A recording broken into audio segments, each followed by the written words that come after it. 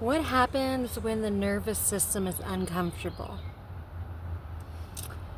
If you are operating from a place and space in your body and you're in a connection, whether it be a quick encounter or a long-term relationship or any space and place that you walk into where there's another energy that's outside of yourself, and your nervous system, when it gets uncomfortable, it can do several things. Excuse me. One, exaggeration. Two, it will attempt to take somebody's vulnerability that was shared with you and bring it up to the surface. So the nervous system of one party can try to make the other person feel the same way, so the other party is not uncomfortable. And so two things happen here. One, depending on how long the interaction of energies are commingling, if it's a long-term thing where it constantly happens, the other person might start questioning themselves. Secondary, if it's just a quick interaction and the other party is fully aware and can hear and see where this feeling and action is coming from out of the nervous system, then the person with the awareness can decide to detach, disconnect, and not choose to engage in the energy if they don't feel like the other person will be able to A, handle it, because truth is hard to handle, or B, not become reactive. Because what happens is when the nervous system is uncomfortable and truth is standing there in the field, and the nervous system is not used to somebody seeing so clearly, somebody having a deep knowing, the reactiveness of the nervous system will just start reacting in a way that is harmful to both parties. Now, there's level of harm, right? So there's verbal harm. You know, you're so reactive because you were triggered, and what you do is you spiral. You just spiral. And the other person, whether they're a sovereign being, a seer, a knower, a thinker,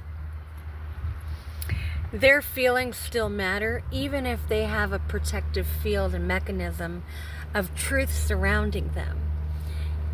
Even if they understand, because they're at a different space and place in their embodiment, it's still not okay. And so how do we navigate these pathways to make everyone feel safe, everyone be understood, and not have judgment, shame, become active in the field where the battling of energies and experiences are at play? Because it's really not playing. It's causing more deeper rooted pain. And it's reliving those experiences in a real way. And so the one who perhaps has an embodiment of truth, all that person has done is already clear that shit from them.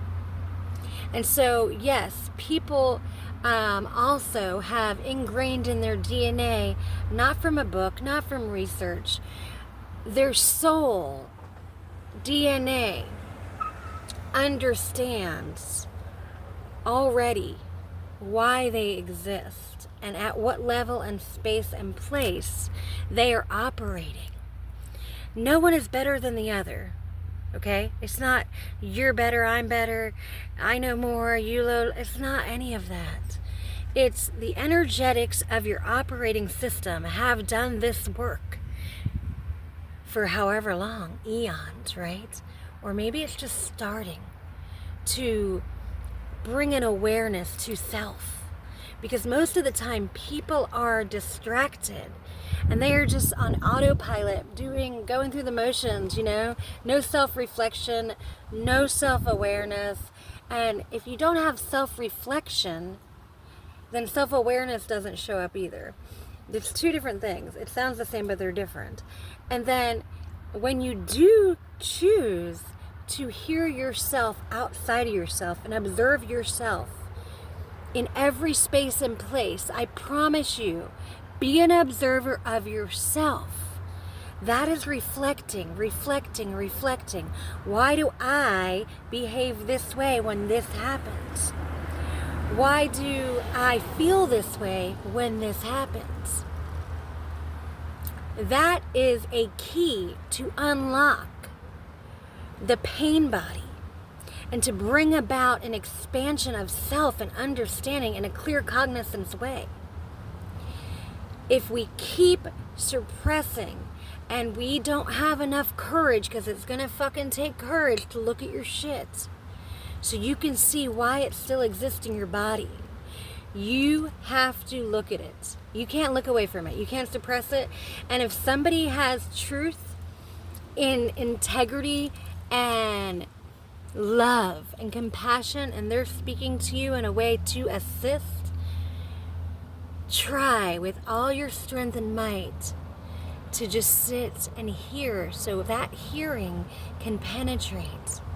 Because reactiveness just keeps getting you same cycles and that pain still stays present.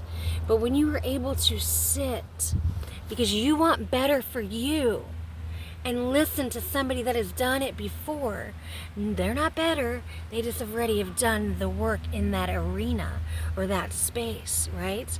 And so they have wisdom. It doesn't make you wrong, it doesn't make you bad, it doesn't make them better. It makes them see. It makes them be able to teach what they've learned. So you too can feel that freedom. You too can vibrate at that high octave that your nervous system gets uncomfortable with. Because you see yourself, but you're not seeing your purest form. You're seeing your trauma. You're seeing your neglect. You're seeing your self-love. You're seeing your self-worth, and you don't feel good enough because you haven't dialed in to who you are at the root before all that shit happened.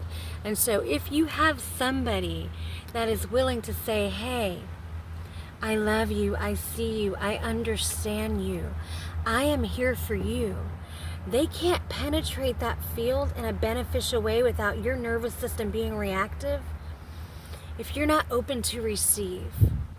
And all of this is hard. Because imagine living in a way for X amount of time. Imagine your identity being in a safe haven, so to speak, of your defense mechanisms and the way you have learned to cope with your dysfunction. Please do not take these words incorrectly. Nobody is bad. These are words to be relatable. If you want to feel better, there are people that see, they hear. When somebody speaks, I hear what they're not saying. Their tone of voice, how it comes out, the sound of what their soul is saying. I hear it at the deepest level. And if anybody that I am around is ready to understand why that pain exists, and they want to feel better, they want to know themselves deeply, they want to clear all of that out of them, then be willing to listen, not to be reactive. Be willing to say, this person is in my life to show me, not to hurt me, to speak truth that might be painful to hear, because we're all doing our best and we've all chosen our coping mechanisms. And so we found safety in our dysfunction, but it's not freedom. And so if you genuinely want to be free, then allow it. Allow it. Ask people that you're seeing, you're witnessing. If you have self-awareness and you're like, when that person shows up in my field, I get uncomfortable, so I do X, Y, and Z, then that is a doorway to the other side of it. It's a doorway. There are doorways, and there are windows, and there are gates, and there are arcs, okay? 4 corners. There's probably many more, but I'm just listing 4. All of this is for you. All of it. It can be. If you can deeply breathe into your body and say, I want this shit out of me. I want it out. I want it out. I am willing to do whatever it takes to feel different. So I can too can teach, right? Because each one teach one, right? And I realize that this work is not for everybody. I realize that every single body's path is different. But I also believe within my heart and within my soul that everybody deserves to have their nervous system flowing in a peaceful congruence to God, to Mother Earth. We are all humankind, and we all want the same thing. So stop fighting against each other's spirits and experiences and come together as one body so you can understand why you were really here. I love you. Have a blessed day.